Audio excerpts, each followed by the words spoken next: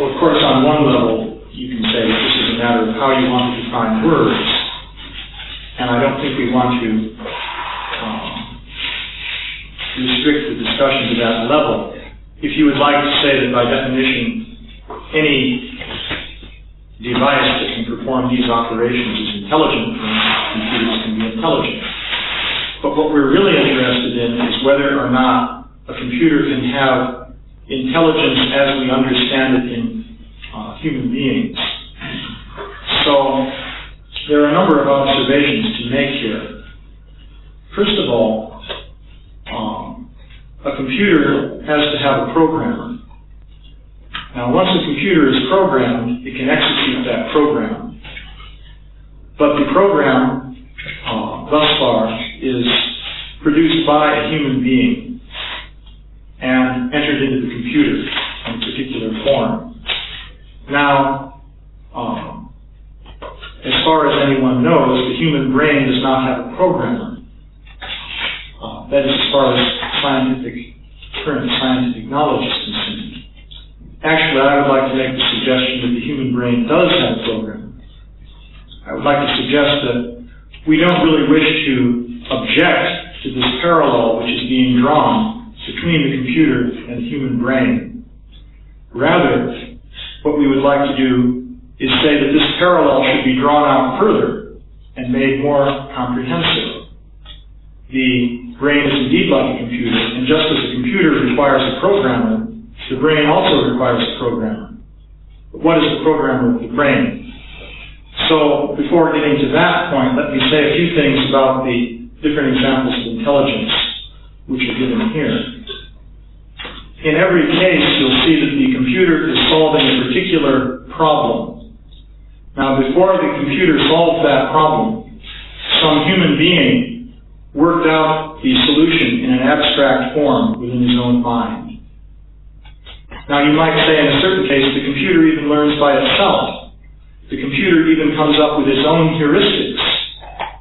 But, in such cases, the programmer in advance figured out an algorithm whereby the computer could come up with its own heuristics. You see, you can solve problems at various levels of generality, and mathematicians do this. Just to give you an example, suppose I presented you with a computer which could solve problems in geometry. You might even ask it to prove that the sum of the squares of the sides of a right triangle equals the square of the hypotenuse. And sure enough, after processing that request for a while, it would come out with a rigorous mathematical proof starting from the axioms of geometry. So you might say, well, this computer is exhibiting intelligence if it does that. Now, I think you could do that. In fact, I even think I could do that, as a matter of fact. But what would be involved in doing it? What you find is that the human programmer figures out what logical procedures are required to solve a given class of mathematical problems, such as the class of problems in classical Euclidean geometry, let's say. That would be a very difficult area in which to do it. But theorem-proving programs have been written for more restricted classes of mathematical problems. So the point is, in advance, the human programmer, in his own mind, understood how any such problem could be systematically broken down and solved by a step-by-step procedure involving these logical functions here, these Boolean operations. So, the computer can do that after that program has been entered into it. The real work there, I would submit, has been done by the human mathematician who worked out this systematic scheme. And the computer merely puts it into execution. Now, if you would like to define that as intelligence, that's okay. In that case, the computer has intelligence, and there's no objection to saying that. But what about the function of creating that algorithm, of arriving at the algorithm?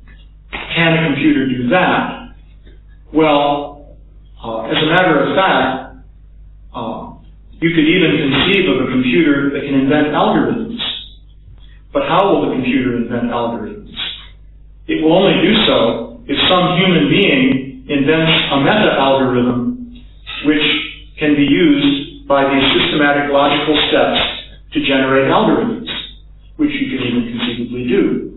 Practically, there's no limit that we know of to what you can do in mathematics, apart from certain limitations provided, say, by Gödel's theorem and things like that.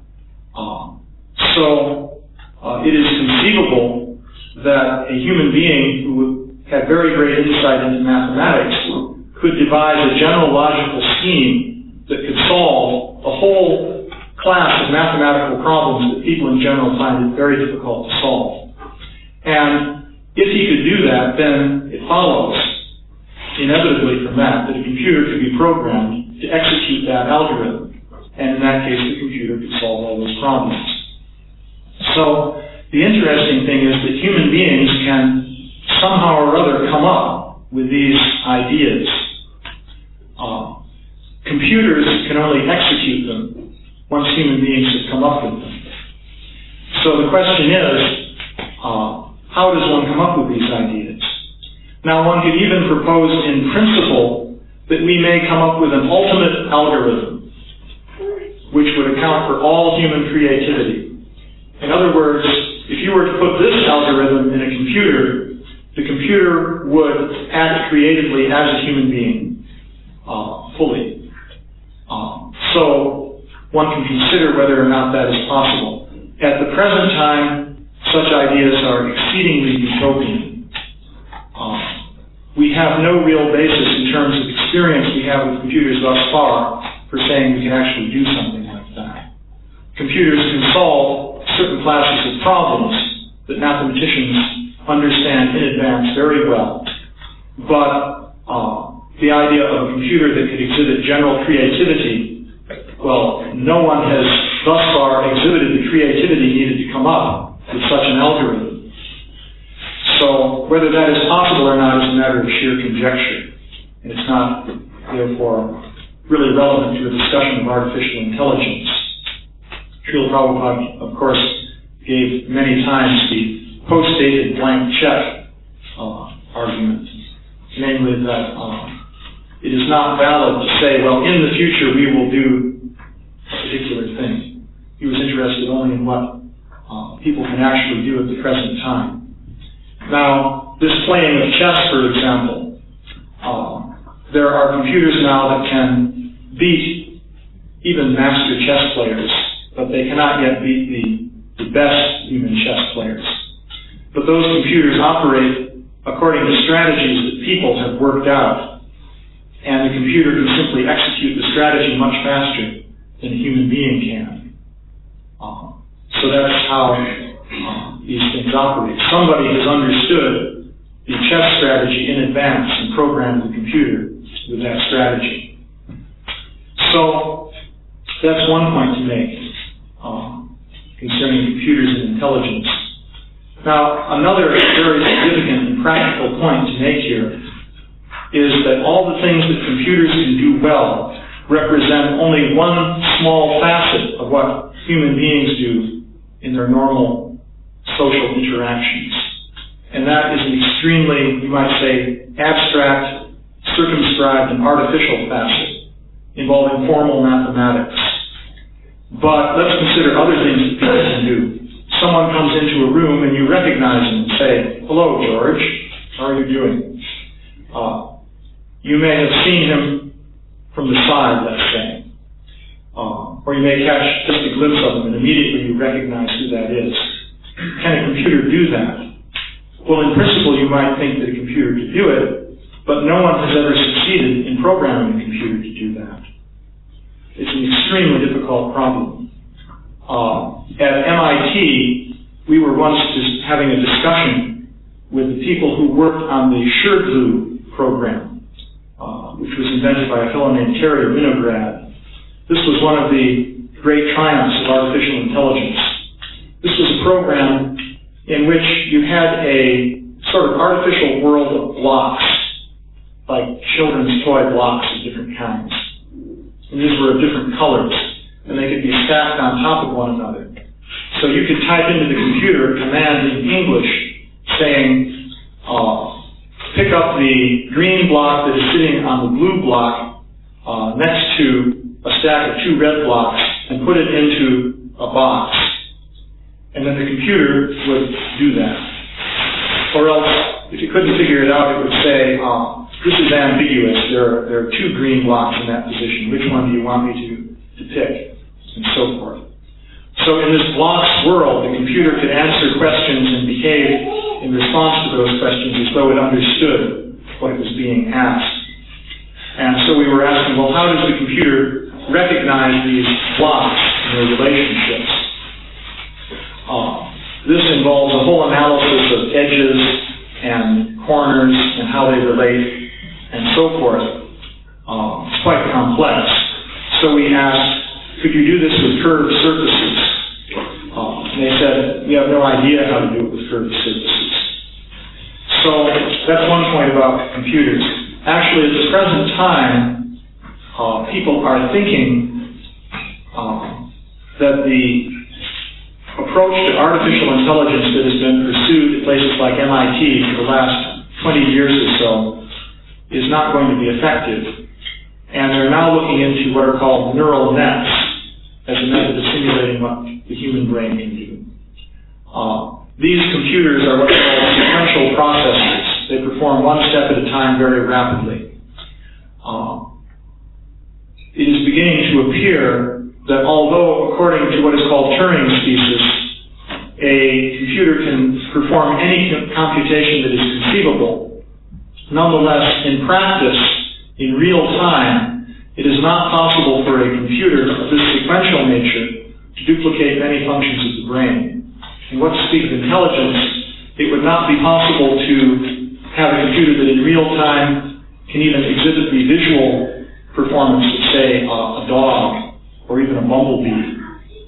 The pattern recognition tasks are really not practically attainable even using a Cray supercomputer or something like that if you want to perform those tasks in real time. So they're looking into neural nets and so forth. So this is an important point considering the limitations of what people have been able to do with computers. There's another whole line of thought here which is related to this. This has to do with knowledge representation. How can you represent within the memory of a computer the knowledge that a 5-year-old child has about his mother's kitchen? You can pose this question. This has been very seriously considered by researchers in artificial intelligence. You see, in all the functions that are described here, the data that the machine manipulates is of fairly limited and circumscribed nature. For example, the position of the men on a chessboard is very easy to represent. You have 64 squares and so many different men. So it's a simple matter to represent that within the computer. But you may ask, how do you represent this knowledge that the child has of his mother's kitchen? Just consider how much knowledge there is. There's the knowledge of what an apple looks like, so that you can tell that it's an apple from many different angles. If you see a slice of an apple, you can tell that that's a slice of an apple as opposed to a spoon. So they know what spoons are, knives, forks, what the stove is, what the soot on the pans is, so many different things. If you even pause and try to enumerate all that information and somehow order it in a logical way, you'll see it's a very formidable task just to define all that information. So in order for computers to handle that, first of all, as things stand today, people have to be able to define that information and represent it somehow within the machine. Of course, there's the idea of programming the machine so it will learn all that information by itself, just as a child does. But no one has been able to come up with a program like that.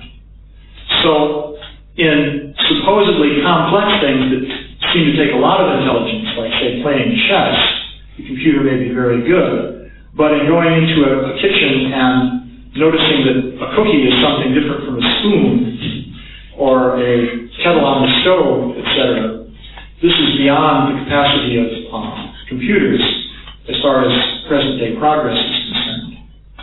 So these are a few points concerning computers, not at all touching on the whole topic of consciousness. So, as far as the idea of programmer is less than a human being because it is programmed by some other intelligence, I would reply that the human being also is just an animal, an intelligent animal, unless it's programmed by years and years of learning. The human being actually is, when he's a baby, is completely ignorant, and day by day, the mother first, then the teachers, they are entering knowledge, and that knowledge, if you understand it, by a comparison and by weighing pros and cons, is creating the whole intelligence of the child. So now we are expecting that computing science, which is quite new science, can accomplish the same with just a few programs, the same which is accomplished by years and years of programming of the human brain. Well, of course, your statements rely heavily on the post-dated blank check approach.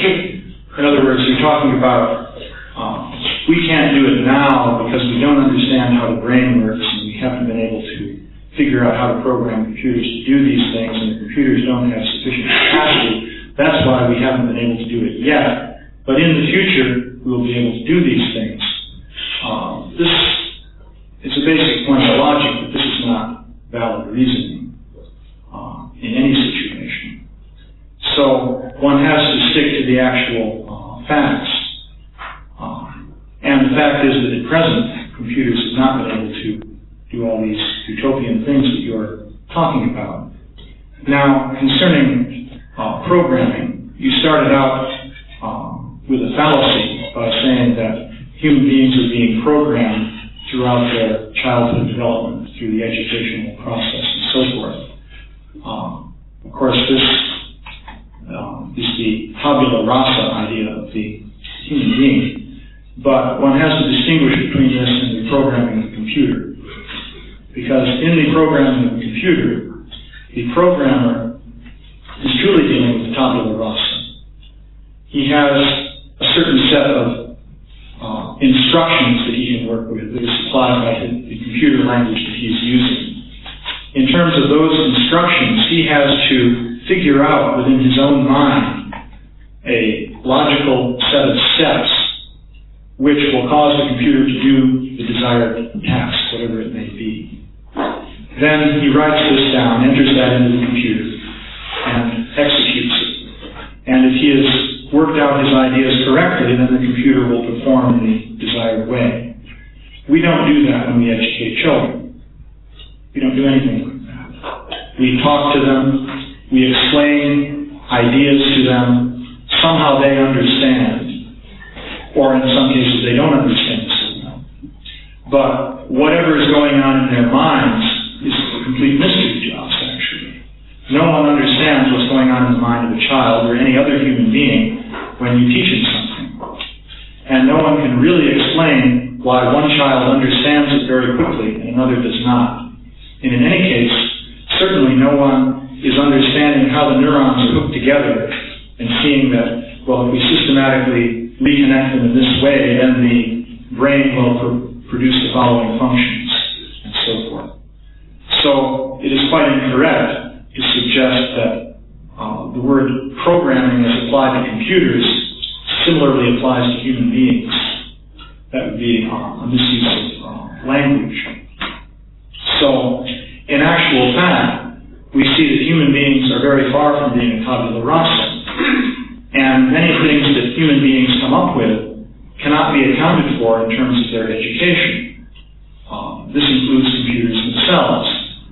I think it's fair to say that there's nothing in the education of John von Neumann which would account for the fact that he created the idea of the general purpose digital computer, or in the life of Alan Turing, who did the same thing in England about the same time.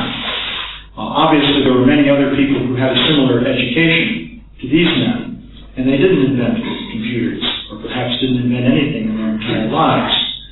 So how do you account for this inventive process? That is something that one should at least consider with an open mind. Now, as for what computer algorithms are able to do, in fact, we don't yet see computers that exhibit this kind of inventiveness. And even if, as you say, a computer discovers a law, you can be sure that the programmer understood that that algorithm was such as would lead to the revelation of that law. Sure. You think the programmers are so stupid? No. They can understand the sort of thing that the computer can come up with. And, of course, you see, you can get into a fine point here. If you program a computer to compute 100 digits of pi, it may do that, and you may not know those 100 digits of pi. So you don't know what is coming out, but you understand the general principles by which it's producing the result. And in the case of computers that perform various operations and so forth, the human programmer understands the principles by which the computer is producing a given result. It's actually a significant question of how the human brain gets programmed. That is, where the programming in the computer sense really comes from. Of course, people indeed do not understand the human brain. As far as the capacity of computers is concerned, as I was saying, the indication is we'll need parallel processes to duplicate human sensory functions. It is probable that most of the functions of visual perception can be reproduced using suitable parallel processes. Basically, you have to have something on the same level of organization as the brain, which has an estimated, well, there are different estimates, but about 100 billion neurons interconnected in a very complex pattern. I myself would think that if you can make a computer with the equivalent of 100 billion neurons interconnected together in the right way, you can duplicate all kinds of different human functions. But still there's a question of where the organization or the actual programming comes from. I'd like to make another point about what young children do. It's a rather amazing thing to see. They learn to speak. And it's quite remarkable because they somehow figure out grammar when they're about, 2 or 3 years old. And they can't even explain to you how they do it, but somehow they do it. In a few years, they're speaking fluently a particular language that they've been exposed to. Linguists who carefully make an academic or scientific study of language, go into all kinds of intricate lines of abstract reasoning trying to understand grammar. But here this child just picks it up. It would be very interesting to program a computer that could learn to speak. I personally think that in principle you might even do that. But I'd like to see you do it without understanding the basic principles of how a child learns to speak. Stabs in the dark generally don't work in the area of computer programming. There's a standard saying called ego. Familiar with that one? So, garbage in, garbage out. Which describes what happens with computers. Generally speaking, if you don't know what you're doing, you're not going to get a good result. In fact, universally that's the case. Even if you think you know what you're doing, you probably have to spend a lot of time trying to debug the program, to iron out flaws in your own reasoning, which you didn't think were there. Actually, the computer is very merciless in revealing the flaws in the reasoning of the programmer. And most of the time spent in computer programming, including producing all these artificial intelligence programs that produce these various amazing results, most of that work is spent in ironing out flaws in the algorithm. The person writes his algorithm, has the computer execute it, and the thing fails to work properly. So then he thinks, how does that happen? And eventually he figures out why it wasn't working properly. And then he fixes his algorithm, and he runs it again, and something else goes wrong. You can spend hours and hours and hours of labor doing this, and this is what hackers, as they're called, really do. So the end product, it's not just some marvel of intelligence that manifests in the machine. I think you could argue that it's the intelligence of the human programmer that has finally been crystallized in a sufficiently precise form, so now that it can be automatically executed by the computer. But we don't yet have computers that can do this programming work for us. And it's a bit utopian to say that, well, once we come to the development of nanotechnology and we can produce switching systems on the level of protein molecules and so forth, then computers will acquire these capacities. That again is the post-dated blank check idea. So this is still on the negative side. I think it's not completely honest, the comparison between the child and the computer. First of all, we know that evolution has started with one-cell organisms. So you speak where is the original program coming from, but it has been developing over a period of so many millions of years. Then we say that the power of our computers will be in like 10, 20 years be enough to store the necessary information, and the speed will be high enough to access the information quick enough. Then you say it's post-dated, we only speak in terms of 20 years, but a child has been developing from a cell, so all this billion of years has been there to make a program which is in the child in the beginning, the basic program, which you could call an auto-learning program. Could you say something about that? It's actually a very logical development. We now come to the theory of evolution. And really, it is. It's very logical. And that, by the way, is why the theory of evolution is a very important topic for us to discuss. So, as far as the idea that the human mental capacities have developed as a result of the process of evolution taking place over millions of years, this proposal is not a real contribution to scientific knowledge, but it is simply a red herring, that's English phrase anyway, that diverts one's attention from the real problems.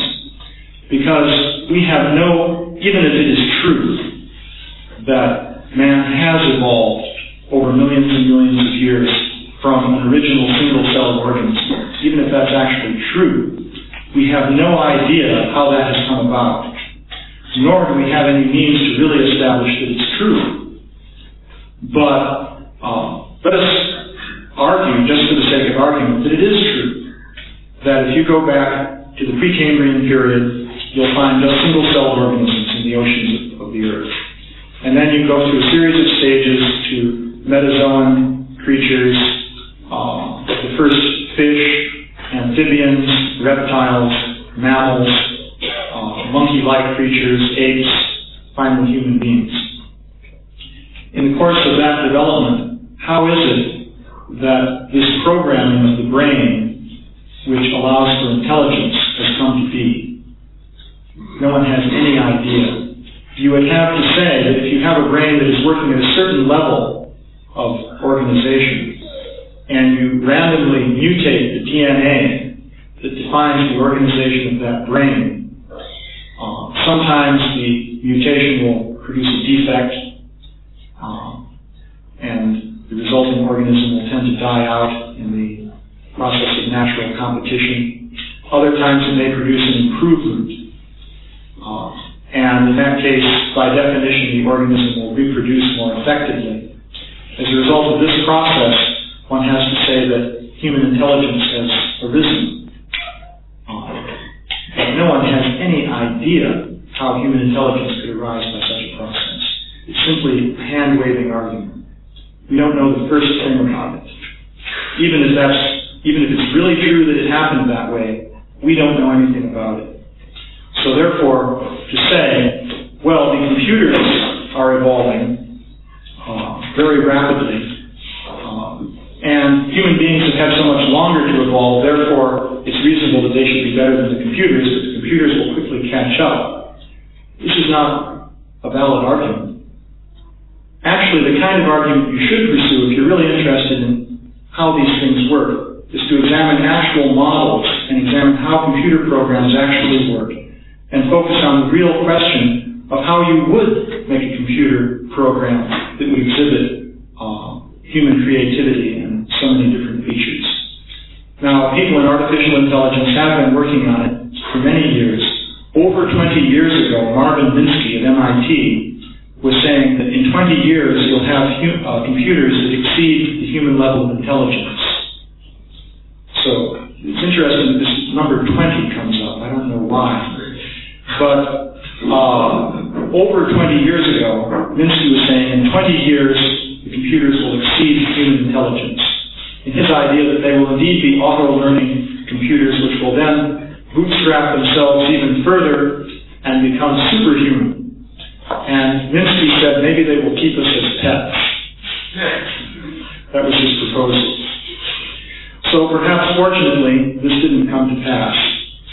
And there's actually a fair amount of frustration in the artificial intelligence community. And in fact the whole trend in science, as I was mentioning today, is to go into the neural net approach now and abandon the sequential computer method of trying to create intelligence. So statements about what is going to be done in 20 years don't help one in scientific understanding. That's the real problem with this post-dated blank check argument, which is the only argument they really have, saying, in 20 years we will do this. Actually, wasn't it the Frenchman? I don't speak French, but Lametriere, he wrote a book called The Home Machine. How would you pronounce that in French? L'Homme Machine? L'Homme Machine. So, this was in the 18th century that he wrote this book. I think it was the 18th century. He outlined all the arguments for why a human being is simply a mechanism way back then. And here we are in the 20th century. And the same argument is being made. So, what I'd like to do now is make a constructive proposal. And this is to suggest that the human brain actually is programmed by a non-physical entity which interacts with the brain. This is a suggestion for further scientific research. Is that what we call the ghost in the machine? This is the ghost in the machine. We're proposing to use the sarcastic phrase of Gilbert Ryle, the Cambridge professor. Yes, I'm proposing that there is a ghost in the machine. I'm resurrecting Cartesian dualism. We can bring up René Descartes. So I would suggest this would actually be a fruitful line of investigation. You see, one question you can ask is, in the execution of algorithms, how far do you go from the point of information input to the computer? You see, you can program a computer to do a particular thing, but we find in practice that after a while, we're not satisfied with what it's doing. We want it to do more things, so then we put in more programming, and then it does more things. So, in the execution of different human functions, you can ask, how long is the sequence of steps involved going from a point where information has to be reintroduced in order to keep the human entity going? There happens to be medical evidence that has some bearing on this, and this comes from the study of epilepsy. There's a certain kind of epilepsy, petit mal epilepsy, called automatism, which is well studied in the medical profession. This involves a chaotic discharge of nerve impulses in a particular part of the brain, which is usually set off by some injury, which is there in the brain. It's a sort of avalanche effect. Just like rolling a snowball down a mountain slope with a lot of snow, it builds up more and more until you have a huge avalanche. Well, this occurs in the brain and can cause epilepsy. In some cases, the result is the avalanche affects the motor regions of the brain, and this causes violent muscular contractions, and the person goes into convulsions. But there are other cases where the epileptic discharge affects a certain region in the midbrain, and the person becomes what is called an automaton. It's very interesting to see how the person behaves. A person who goes into this state of automatism may, let us say, at that time be walking home from work. Well, he walks all the way home. He stops for traffic. He responds appropriately to lights and signs. He exhibits ability to read, and so forth. But if you go up and try and engage in conversation with him, it's like talking to a zombie. It's been known to happen that a person may have an epileptic attack of this kind, say, while playing the piano. The person keeps right on playing, but something goes out of the playing of that person. The music becomes mechanical. There was one case of a child who was practicing piano lessons, who had this epileptic problem. And the mother would sometimes notice that her playing changed in a subtle way. All the sort of the meaning and feeling went out of it, even though she was still playing properly. And she could tell, well, now she's having one of her attacks. So one could suggest, in fact, this was suggested by a neuroscientist named Wilder Penfield, that what we see here is the distinction between what the brain really can do as a computer or an automaton and what the brain can do when it's getting input from some other source, which I would propose to be the non-physical mind. This is a hypothesis, but at least it's something that you can think about, and it can lead to further fruitful research. So, the suggestion here is that, in fact, the brain automaton can do quite remarkable things. It can even cause the body to walk home through traffic, crossing different streets and so forth, appropriately. But it lacks something. It doesn't able to interact with us in what we would call a really human fashion. So one could propose the following model, that the brain really is like a computer that performs marvelous information processing tasks, but it's a special purpose computer that the mind is using in order to guide and program the body. And there's even a conclusion from this useful for devotees, namely that the brain automaton can chant your rounds for you. It's really a serious proposal. Your mind is somewhere else. Your mind is somewhere else. That can happen. Because, in fact, when we're inattentive to our rounds, we're thinking of something else, and the voice is going on, chanting Hare Krishna, all the syllables are there, and so on. That's the brain automaton. And the brain automaton doesn't make any spiritual advancement because it's a material system. Meanwhile, the soul is focusing on a different subject matter, quite far removed from Krishna.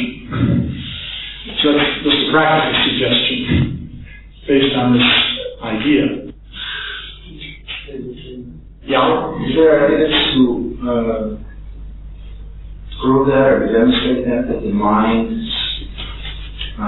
continues unchanged, even in cases where there's gross damage or permanent or temporary damage to the brain? Well, the whole study of brain damage is very interesting. And this, of course, has bearing on the topic we deliberately avoided thus far, namely consciousness.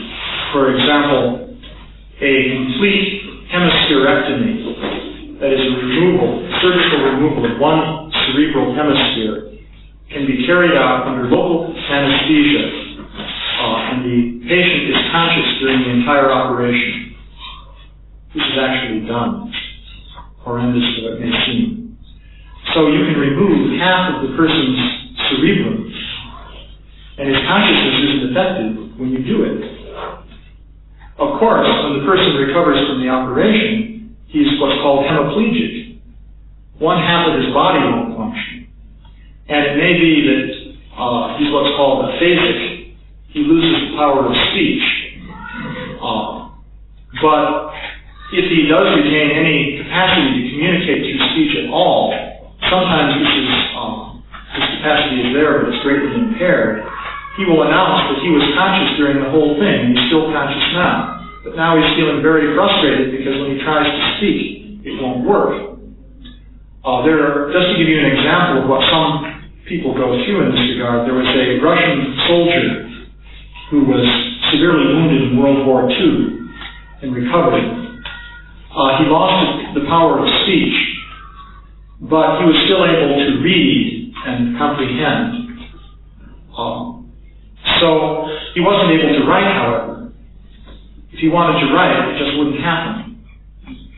So what people would do is they would flash words before him, cut out from newspapers, just one word after another. When they came to the next word that he was thinking of, that he wanted, but which he couldn't think of, and he couldn't speak, he couldn't even point to the letters and spell it out because he couldn't think of the word. But as soon as the word he wanted came before his eyes, he'd recognize it. Just as sometimes you may have the experience that you're trying to think of something, and as soon as you see something that reminds you of it, you think of it. So in this way, by indicating, well, that's the word, and then he'd indicate the next word, and so on, he actually wrote essays and explained his situation in life and how frustrating it was. So this is an example. One could suggest here that the brain-computer in this case was severely impaired due to the damage, but somehow the link-up with the mind was intact, and the computer wasn't so severely impaired that it wasn't possible for the mind still to make use of it.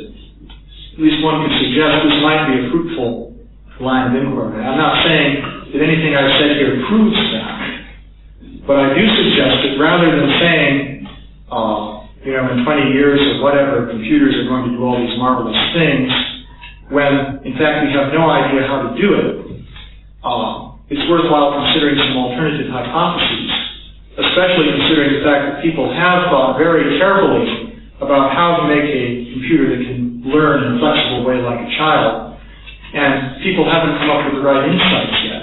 Even if it's possible to do that, we don't have the insight yet as to how to program a computer to do it. It's easy to get a computer to store data, like you've got a computer that stores up lots of data. It can easily know many more shlokas than you do, right? Sure. But how to get the computer to exhibit human intelligence and human knowledge, we haven't thought of how to do it yet.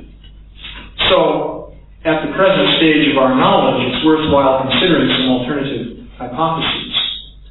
Scientists should be more open to the total range of data that's actually there and available for them.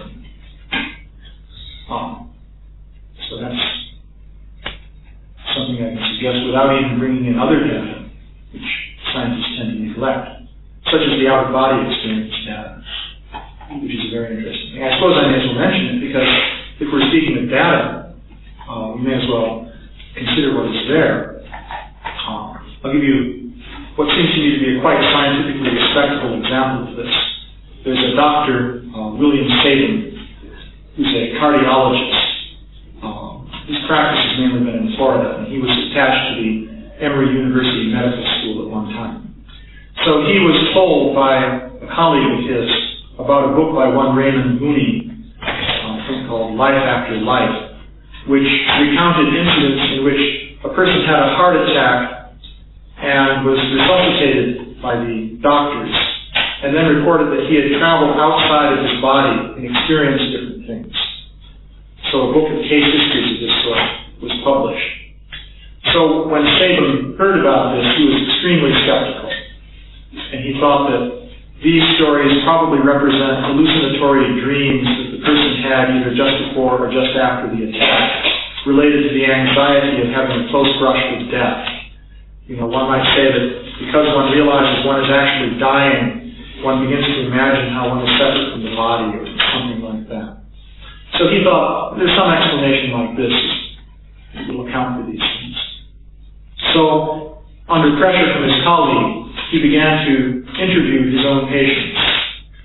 So he had many case studies from his own practice in which he knew the exact medical procedures that were carried out while the person was unconscious.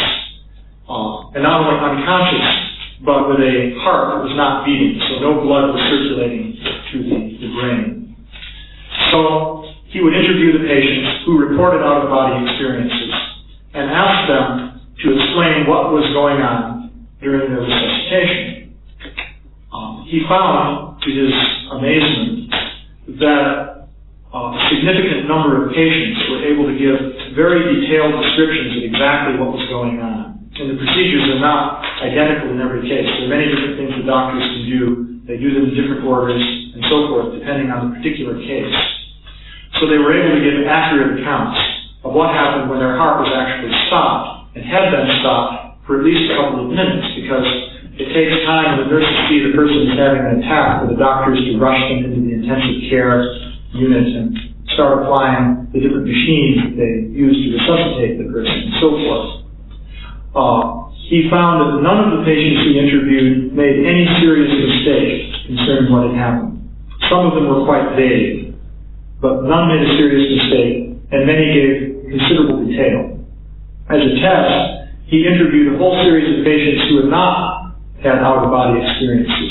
He called these seasoned cardiac patients who had spent a lot of time in hospitals and had had a reasonable opportunity to acquaint themselves with the medical literature, who had also, since they had serious heart conditions, naturally they were interested in those things, so they had every opportunity to acquaint themselves with what happens in cardiac resuscitation. He found they tended to make serious mistakes about the procedures in their accounts, and also many accounts were vague.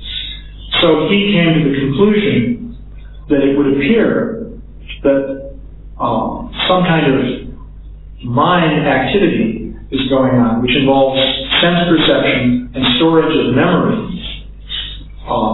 And this can occur when the brain is not functioning. And he considered many alternative explanations. There's a whole list of them. Temporal lobe epilepsy, hypercarbia, hyperoxia. There's a whole list of explanations that you could use to try to account for this. And in his book, he pretty systematically went through all of them. So he became convinced that it appears that there's some non-physical thing that can, that has senses and memory and intelligence. So that's interesting evidence that has bearing on this whole issue. So one can suggest that artificial intelligence people, to them, that it's all well and good to think of the brain as a very remarkable computer-like information processing device, but maybe there's also a program with that brain. Maybe it's more like the automatic pilot of an airplane, which carries out functions in the airplane, including even navigation, so as an aid to the pilot, and analogies like that. Yeah? If the computer became purposeful enough and everything was there to make sense, and I think it could such a non-physical being be attracted to the structure of the computer and actually start to act. Well, one wonders if that may be the stage of Marvin Minsky. I don't know. You see, for that to happen, the subtle mind would have to interact with the electronics of the computer somehow. Now, there's the question then of, well, if there really is a subtle mind that is programming the brain computer mechanism, then how does that work? How does it actually interact with the operations of the neurons and so forth? Well, that was, of course, one of the things that I was discussing the day before yesterday, that these different considerations regarding the laws of physics do suggest a way in which a non-physical mind, something, by non-physical here I would mean, by definition, more subtle than the ethereal element, just to nail down the term, precise definitions. How a non-physical mind could interact with the nervous system and program the brain. So this also, by the way, is something that scientists could research. For example, this professor I met from Shanghai in China was thinking along these lines himself. He was thinking that these manifestations of deterministic chaos in his models of the glial cells suggested to him how the mind might interact with the brain. So that's something that conceivably could even be investigated, although admittedly it would be very hard to investigate it. But it's a line of fruitful scientific research. One can even think of experiments there that one could pursue. Yeah? far as the word that has been used, intelligence, is said in Buddhism, it's a question of definition. We have some definition about the activities of intelligence and the activities of the mind. The mind is supposed to be the source of feeling, thinking, and willing, and the intelligence is supposed to be scrutiny between what is supposed to be good and bad. And then, if we go to spiritual intelligence, it's supposed to discriminate between what's spiritual and what's material. So when we speak about artificial intelligence, we've been speaking tonight about what Prabhu wrote on the bar, calculation, sorting, deduction, would rather pertain to the thinking thing. The storage of data would be also in the mind, and the function of intelligence itself would be the discriminating factor between what is good and bad for the system in a certain condition. So this intelligence as such, putting it aside of any consideration of thinking, of data, of memory, which isn't as such not needed. In other words, whatever set of mind, mentality, personality, the principle of intelligence and discrimination between two situations doesn't depend on the set of experience from the living entity, but on the prevalent desires to analyze what is right and wrong. Well, you're defining intelligence as discrimination. So we can think about that for a moment. We have to keep in mind this post-dated blank check argument that always crops up. You can certainly program a computer to discriminate between different situations. For example, you can make a computer program very easily that will discriminate between a circle and a square, just to give a simple example. It's practically trivial to do that. So you can say, well, that program exhibits discrimination. Then you could even program a computer to control a robot in such a way that it would make discriminations within the context of its environment so as to avoid some kind of danger. It's conceivable that you can do that in some particular situation. There would be no real problem in doing it. But now you're talking about discrimination involving ideas of right and wrong and so on and so forth. You see, there you come into an area where you simply go beyond any of the knowledge or insights of people working with computers. So one can wave one's hand and say, yeah, in 20 years we'll do it. But no one has any idea at the present time, first of all, how to represent, let us say, the state of mind of the individual, which forms the basic framework within which the discrimination is being made. For example, if we want to represent circles and squares, that's easy. You take a grid of ones and zeros, and one pattern of ones and zeros could be a circle, and another one could be a square. But how do you represent the different things that are there in the human mind involving feelings? For example, how do you discriminate between lust and love? Just to give an example. That's a significant question. It even has very significant practical application.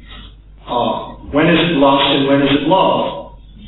How, for a computer, will you represent what those things are? We haven't the faintest idea at this time.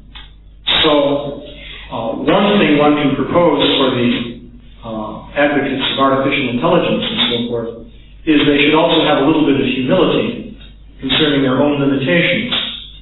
One should advertise and boast about what one has actually done instead of just waving one's hands and saying, yes, in 20 years we will duplicate the human being, therefore you are all nothing but machines, and so forth.